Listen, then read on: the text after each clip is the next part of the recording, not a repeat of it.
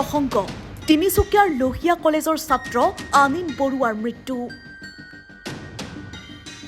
2025 চনৰ 15 আগষ্ট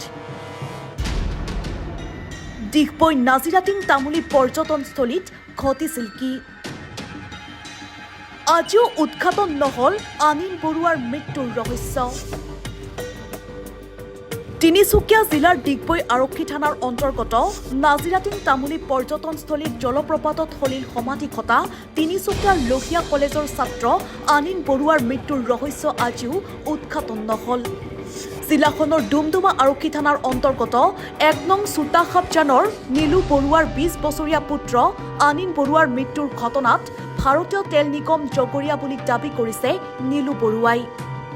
নীলু বৰুৱাই জানিব দিয়া মতে 2025 চনৰ 15 আগষ্টত আনিন বৰুৱাই 8জন সতীৰ্থৰ সৈতে নাজিৰাটিং তামুলী পৰ্যটনস্থলীত পিকনিক খাবলৈ গৈ বিয়লি 4 বজাত পৰ্যটনস্থলীত জলপ্ৰপাতত ভাৰতীয় তেল নিগমে ব্যৱহাৰ কৰা পানী নিষ্কাশন মেচিনত লাগি মূৰত আঘাতপ্ৰাপ্ত হৈ আনিন বৰুৱাৰ হলিল সমাধি ঘটিছিল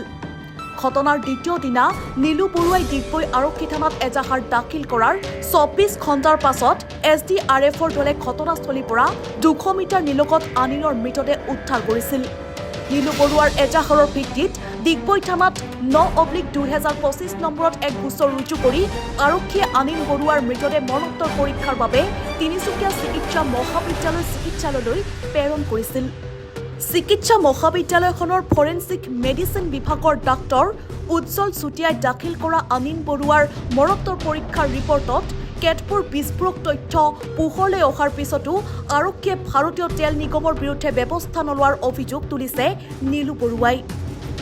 পুত্ৰৰ মৃত্যুৰ সঠিক তদন্ত বিচাৰি নীলু বৰুৱাই ডুমডুমাৰ বিধায়ক ৰূপেশ বলা দিগবৈৰ বিধায়ক সুৰেন ফুকন আৰু কেন্দ্ৰীয় মন্ত্ৰী সৰ্বানন্দ সোণোৱালক পত্ৰ প্ৰেৰণ কৰিছিল যদিও আজি পৰ্যন্ত ন্যায় লাভ কৰা নাই বুলি ক্ষোভ প্ৰকাশ কৰিছে দুৰ্ভগীয়া পৰিয়ালটোৱে ন্যায়পালিকাৰ ওপৰত আস্থা আৰু বিশ্বাস ৰাখি নীলু বৰুৱাই আজিও পুত্ৰ আনিন বৰুৱাৰ মৃত্যুৰ ন্যায়ৰ বাবে আশাবালী আছে বুলি জানিব পৰা গৈছে আজি মোৰ ল'ৰাৰ লগত যোনখিনি হৈছে মই নেক্সটত নিবিচাৰোঁ যে বেলেগ ল'ৰাৰ লগত এনেকুৱা হওক সেইটো কাৰণে আমি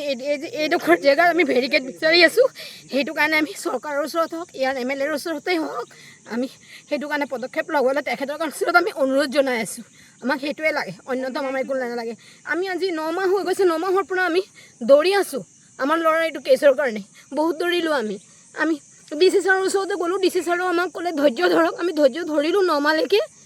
তাৰপিছত মই সুৰেন ফুকন ছাৰৰ ওচৰতো আহিছিলোঁ তেখেতে মোক ক'লে যে ইয়াত আগত 2বাৰ 3বাৰ এনেকুৱা কেছ হৈ গৈছে ছাৰে ক'লে তেনেকুৱা কৈ মোক ঘূৰাই পঠিয়ালে ঠিক আছে তেনেকুৱা কেছ আগত হৈ গৈছে যদি ছাৰে তেতিয়া ভেৰিকেটৰ ব্যৱস্থাটো কৰিব লাগিছিলে সেইটো ব্যৱস্থা ছাৰে কৰা নাই যদি তেতিয়া কৰি দিলে হয় আজি এইটো ঘটনা নহ'লে হয় আজি মোৰ ঘৰত থাকিলে হয় ন যাৰ গৈছে সি বুজিব এতিয়া মোৰ গৈছে নহয় মই বুজি পাইছোঁ ন মোক কেনেকুৱা লাগিছে আৰু নেক্সট টাইম এই 15 আগষ্ট এবাৰ নাহে বছৰত প্ৰত্যেকটো 15 আগষ্ট আহি থাকিব বাৰম্বাৰ সেই ঘটনাটো আকৌ হ'ব লাগে নেকি নালাগে নহয় সেইটো কাৰণে চৰকাৰৰ ওচৰত হওক MLAৰ ওচৰত হওক আমি ৰিকুৱেষ্ট কৰিছোঁ যাতে এইটোক আমাক ভেৰিকেট দিব লাগে ইমানে আৰু একো ক'ব নোৱাৰোঁ কিন্তু আগত আমি নাজানিছিলোঁ যেতিয়া ল'ৰাটো এক্সিডেণ্ট হোৱাৰ পাছত আমি যেতিয়া বহুত দৌৰাদৌৰি কৰি আছোঁ তেতিয়া আমি গম পাইছোঁ যে ইয়াত ICL গোটেই এইটো নদীৰ পানী ICLত দিগবৈ ICLত তাত যায় তাৰ বাবে ইয়াত কিবা ছ'ডিয়াম কিবা দিয়া হয় যোনটো মোৰ ল'ৰাৰ আজি পষ্টমেৰ্টামৰ ফাৰ্ষ্ট ৰিপৰ্টটো যোনটো আহিছে নৰ্মেল ৰিপৰ্ট তাত ছ'ডিয়াম পাইছে আমি ৰিপৰ্ট দেখা মতে কিন্তু আমাৰ যোনটো ফৰেনচিক ৰিপৰ্ট সেইটো আমাৰ এতিয়ালৈকে ফৰেনচিক ৰিপৰ্ট আমি পোৱা নাই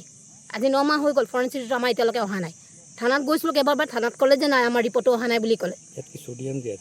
ছ'ডিয়াম দিয়া থাকে এইটো পানী ৰিফাইন হয় ইয়াৰ পৰা ইয়াত কিবা ভেকম কিবা বহুৱা আছে মানে এইটো পানী গোটেই দিগবৈ ICLত এইটো পানীয়ে যায় আমি এতিয়া বৰ্তমান শুনিব পাইছোঁ এইটো কথা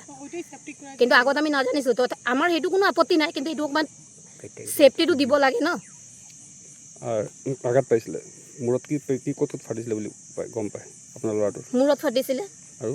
আৰু তেনেকৈ বডিত একো স্পট নাছিলে তিনিচুকীয়াৰ পৰা সন্তোষ ফুকনৰ ৰিপৰ্ট MN24